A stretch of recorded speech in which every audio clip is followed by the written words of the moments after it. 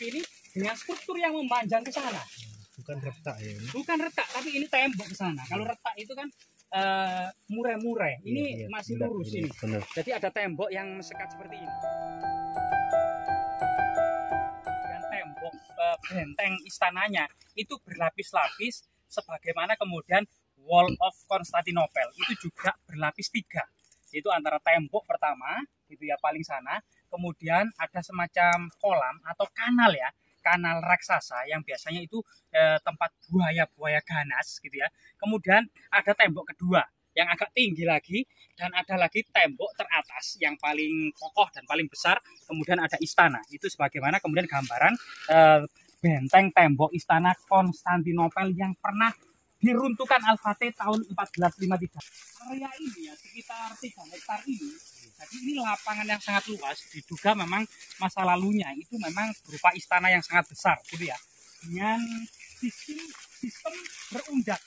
Jadi paling bawah itu tentunya memang pada masa lalu itu dianggap benteng terluar, sedangkan yang paling atas itu dianggap yang paling penting, paling sakral ya, atau inti dari sebuah istana itu sendiri.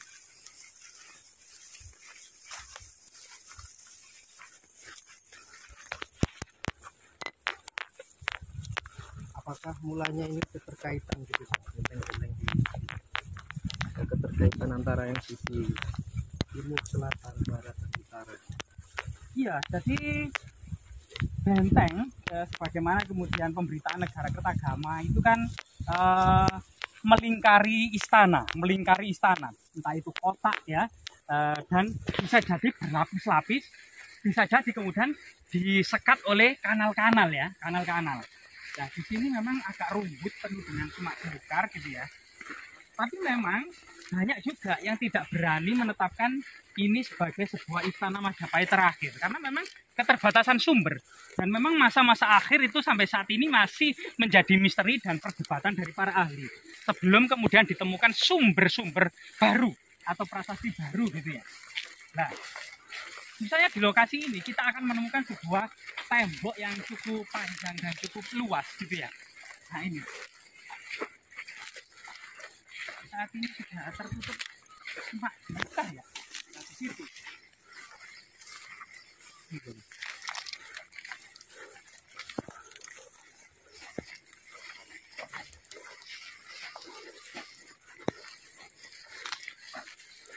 Memang mendalami sebuah fakta gitu ya, untuk kemudian menghubungkan tentang kesejarahannya membutuhkan literasi sumber-sumber historis.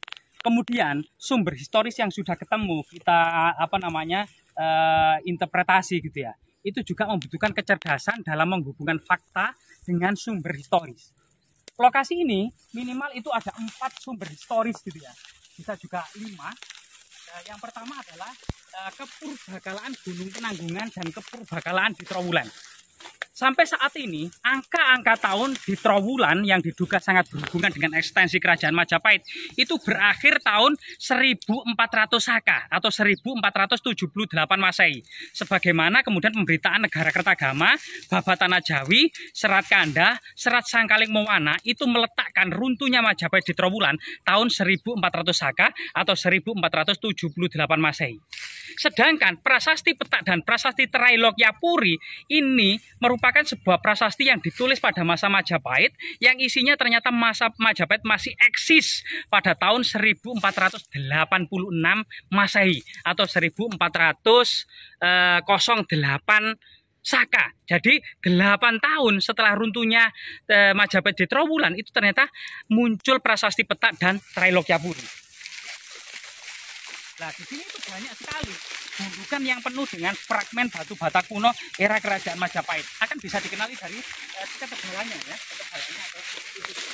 Nah, di semak-semak belukar ini entah sebab apa ya, tembok yang sangat istimewa ini tertutup semak belukar.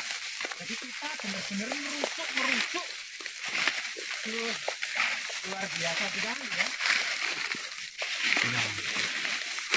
Nah ini,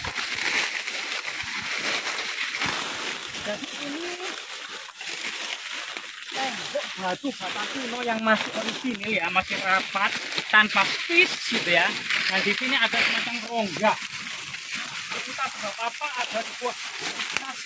ada sebuah rongga yang benar-benar membatasi antara tembok yang kanan dengan tembok yang kiri dengan struktur yang memanjang ke sana.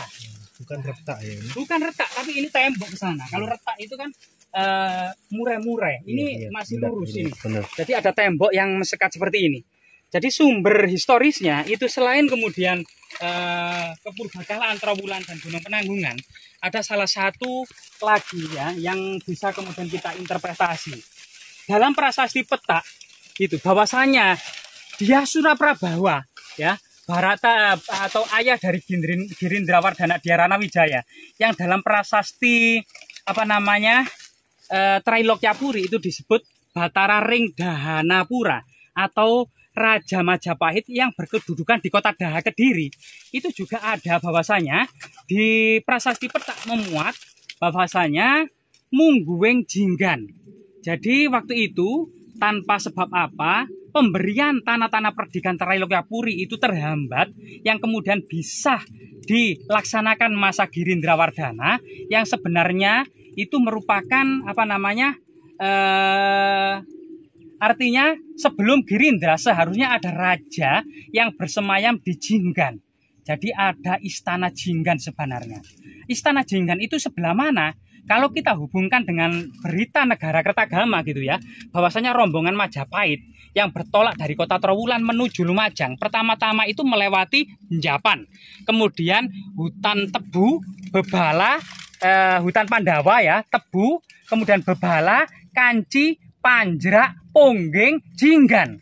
Jadi Ponggeng itu sebuah kota yang membatasi antara Kanci yang saat ini menjadi Mojosari dengan Jinggan. Jadi Jinggan terletak di sebelah timur dari Ponggeng. Kalau diidentifikasi lokalisasi saat ini itu antara Ponggeng dengan situs ini itu tepat. Kemungkinan ini bisa jadi dihubungkan dengan pemberitaan dari prasasti peta. Ini istana Jinggan dalam prasasti peta ya, Mungguweng Jinggan atau seorang raja yang bersemayam di istana Jinggan. Selain itu juga ada sumber-sumber yang lain. Serat Bujanggamani.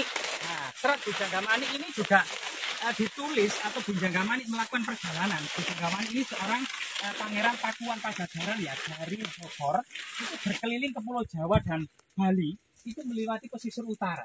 Jalan itu mencatat semua daerah-daerah yang dilaluinya maupun kemudian asrama-asrama dan pertapaan-pertapaan yang dikunjunginya. Termasuk kemudian dalam Serat Bujanggamani bahwasanya Bujanggamani setelah dari Majapahit hendak mengunjungi Rabut Gunung Gajah Mungkur melewati Pelintahan. Nah dari sini ada Majapahit yang dekat dengan Gajah Mungkur.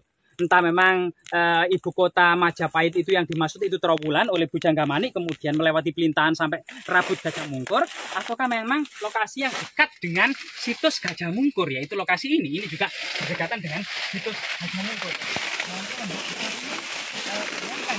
Situs sebesar ini melebihi situs tembok Cina itu terbengkalai, ditumbuhi rumput dan semak belukar, dibuangi sampah. Ini adalah penemuan tembok Wall of Majapahit yang terbesar yang masih aktif hingga saat ini gitu ya, yang strukturnya itu masih utuh.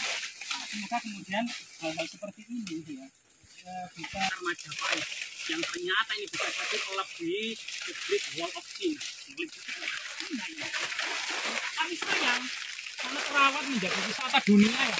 Ini tertutup semak belukar. Iya ya, masih perlu dieskavasi.